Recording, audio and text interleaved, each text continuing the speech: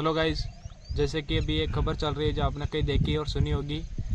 जगत गुरु रामभद्राचार्य जी ने प्रेमानंद जी को लेकर कुछ बोला था। शुभांकर मिश्रा के एक इंटरव्यू के दौरान उन्होंने कुछ बोला था कि जो प्रेमानंद जी महाराज है, जो करोड़ों देश के युवाओं का एक प्रेरणा का स्रोत है, उसको लेकर उनको मतलब देश के करोड़ों युवा अपना आदर्श मानते हैं।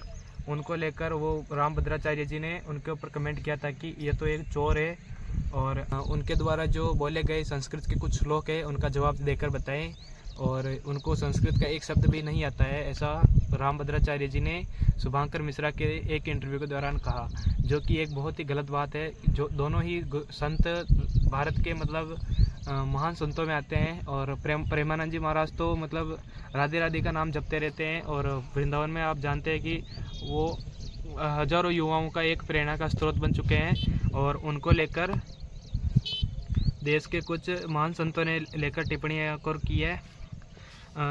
आध्यात्मिक गुरु स्वामी रामभद्राचार्य द्वारा संत प्रेमानंद पर की गई टिप्पणी पर अखिल भारतीय संत समिति के महासचिव केशव स्वरूप ब्रह्मचारी ने कहा कि यह जरूरी नहीं है कि जो संस्कृत का जानकार है वह स्वतः ही चमत्कारी होगा, या केवल चमत्कार संस्कृत का ज्ञान ही हो सकता है। तो वो ये कहना चाहते हैं कि चमत्कार करने के लिए आपको संस्कृत का आना जरूरी नहीं है, संस्कृत ही जरूरी नहीं है।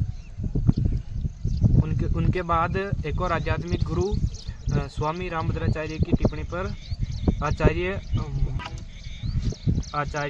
मधुसूदन महाराज ने कहा कि प्रेमानंद महाराज के बारे में श्री रामभद्राचार्य महाराज की टिप्पणी है कि वह विद्वान नहीं है, वह चमत्कारी नहीं है।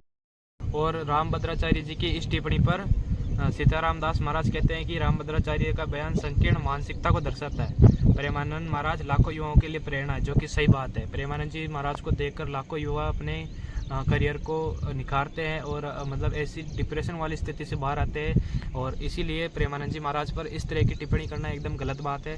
प्रेमानंद जी महाराज के अगर ऊपर आप ऐसा संदेश देंगे तो उनको जो अपने आदर्श मानते हैं देश के लाखों युवा, उनके ऊपर इस बात का क्या संदेश जाएगा। ये बात सोच कर समझ कर ही आपको प्रेमानंद जी महाराज के ऊपर कुछ बोलना चाहिए।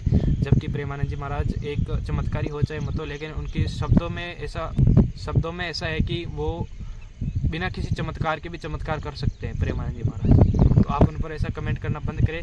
धन्यवाद।